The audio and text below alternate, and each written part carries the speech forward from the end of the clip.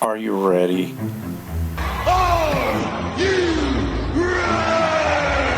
For a podcast hosted by George T. Who the hell are you? I am the movie geek. Who are you? I am the movie geek. You are such a geek. Thank you. And now, on with the show.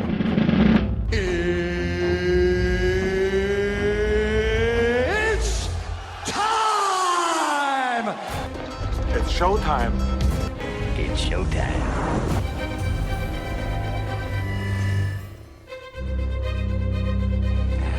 Here we go.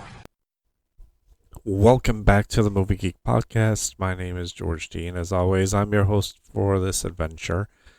I hope that everyone had a good Thanksgiving and hope that my few recommendations helped with any awkward situations at your family gatherings or gatherings in general. But again, Thanksgiving is kind of left over Halloween and kind of a thrown in between Christmas holiday. And yes, I will be doing a Christmas themed movie ones very soon. And again, sporadic as ever, but good news is that it's going to look really good for a whole lot of video production for next year.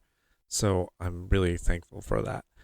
So let's get into this episode. We'll start with the weekend box office. Moana 2 opened this weekend or on Thursday to the number one spot. It made $139.7 million. And then Wicked, which was last week's number one, it fell to number 2. It made $81.1 million. I will get to Wicked in a few minutes. Just wanted to throw a few things out there because I saw some things about that it could be a real serious contender for Oscar next year. Gladiator 2 was number 2 the week before. It finished at 31 million.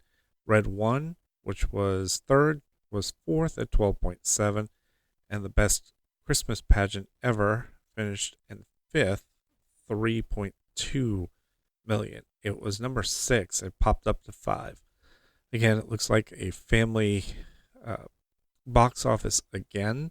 So that hopefully will mean 2025 we'll see more of a resurgence to movie-going experiences instead of streaming services, and maybe eventually we will really, really enjoy going back to the movies as a whole in general, instead of having these weekends where we don't have a lot of movies do well, and when they get on streaming they become number one or whatever.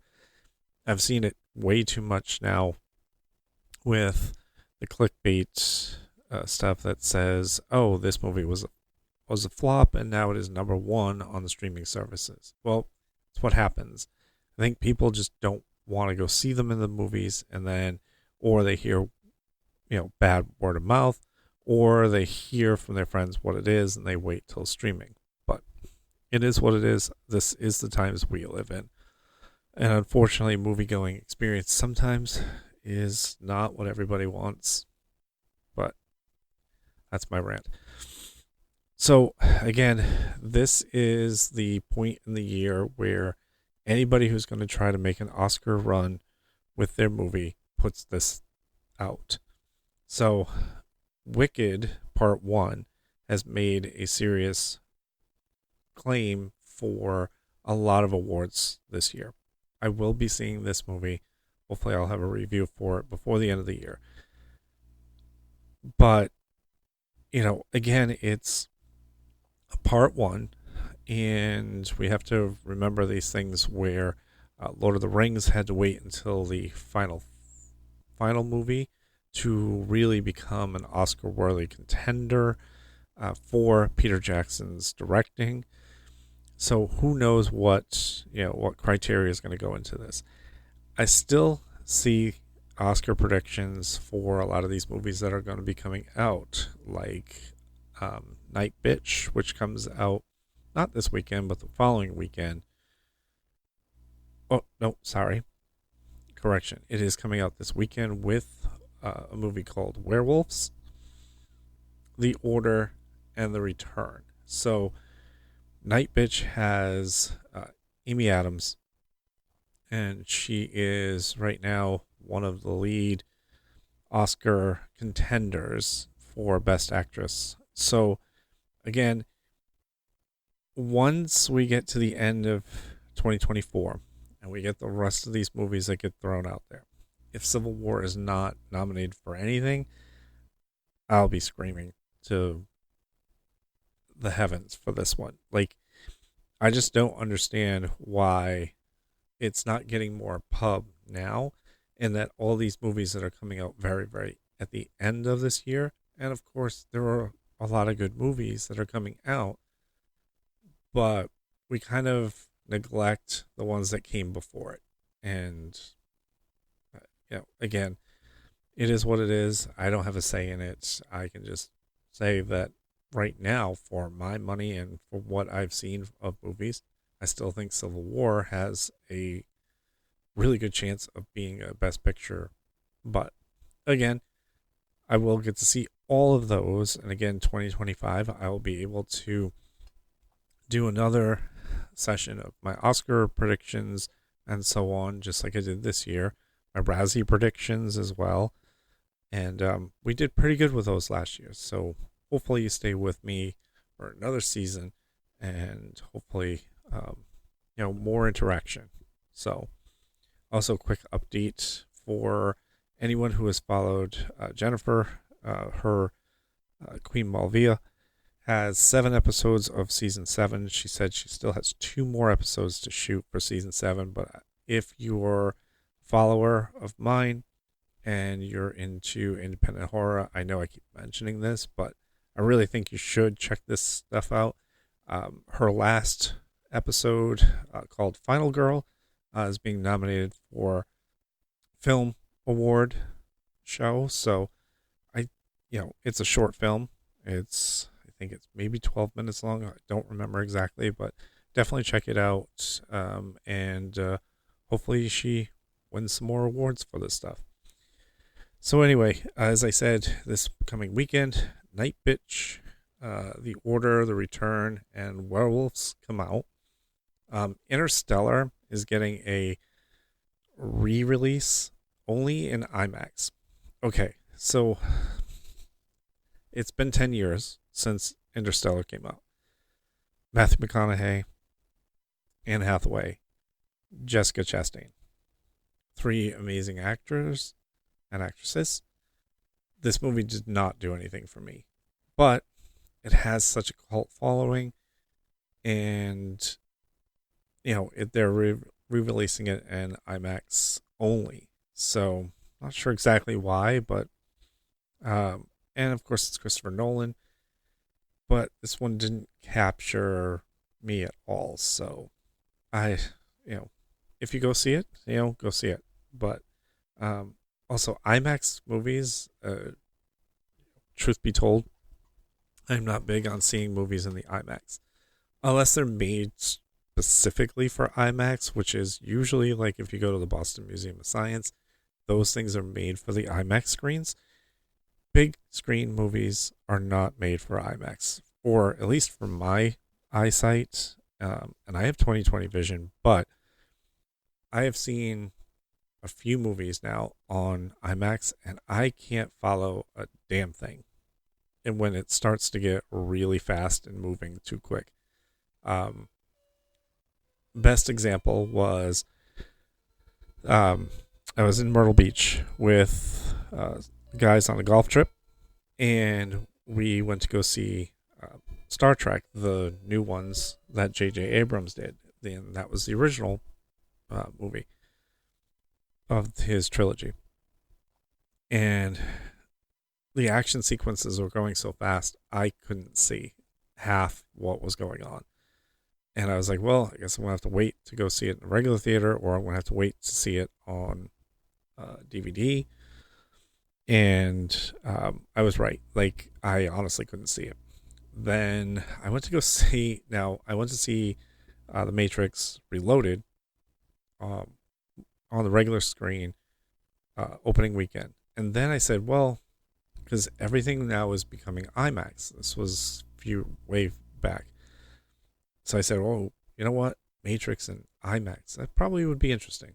Well, again, glad I saw it beforehand, because when a lot of that action sequences were going on, I couldn't see it half the time. So I don't know if that was just my eyes can't follow the IMAX or whatnot. Maybe yours does too. I don't know. I don't think IMAX works.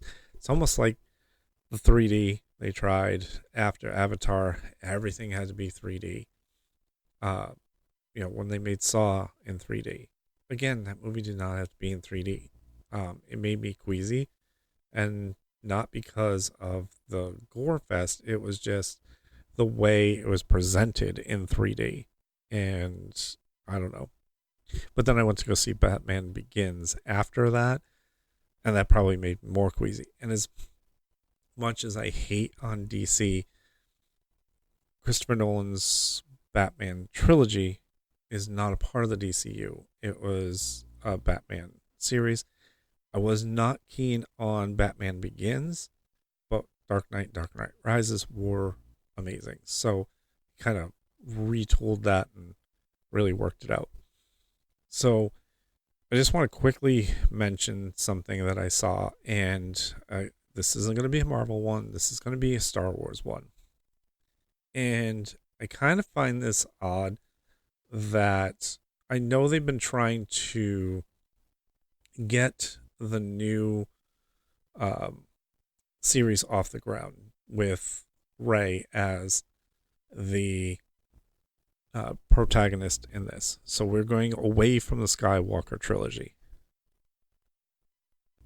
So instead of retconning the movie itself, they're going to remake Episode 9, Rise of Skywalker, into a five-issue comic book series that will retell and refocus to set up the next set of trilogy, which will star Rey. I don't know how this is going to work out, but hey, you know what? As long as they're not going to retell the movie in a movie form, okay.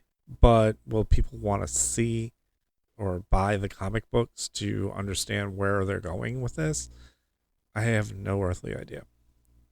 And why can't we just leave things alone? Look, JJ did what he had to kind of tie everything with a bow. All right. And I've talked about this on my Star Wars podcast, so I won't go into it too much. But hey, good for Star Wars for trying to, retool everything. I mean, they've done it now with the Mandalorian and everything else. And now they've got a new series called Skeleton Crew. It just opened up. I will do a full review on that when I'm finished with it. So it looks pretty interesting. Jude Law stars in it. So I will definitely be checking it out. I will give you guys a review of this when I am finished. Again, there's a lot going on. Obviously, me working 6 days. College basketball season has started for me. There are so many documentaries on Netflix, and Prime now has got some interesting ones. Football is in big screen, in full gear actually, and so there's just a lot going on. And then of course we got Christmas coming up. So, all right. With that being said, this is what is coming out the rest of the year that is of interest. What If Season 3, the final season, is coming out in a couple weeks. Also coming to theaters is, in 2 weeks, is Mustafa, The Lion King, the live action one, and then Sonic the Hedgehog 3. And then Also, Kraven the Hunter from Sony. God, I don't have high hopes for this movie. And then Lord of the Rings, an animated movie, The War of the Rohirrim. So, a lot of interesting things about this. Why they decided to do an animated version of Lord of the Rings, a retelling of the battle for Rohirrim.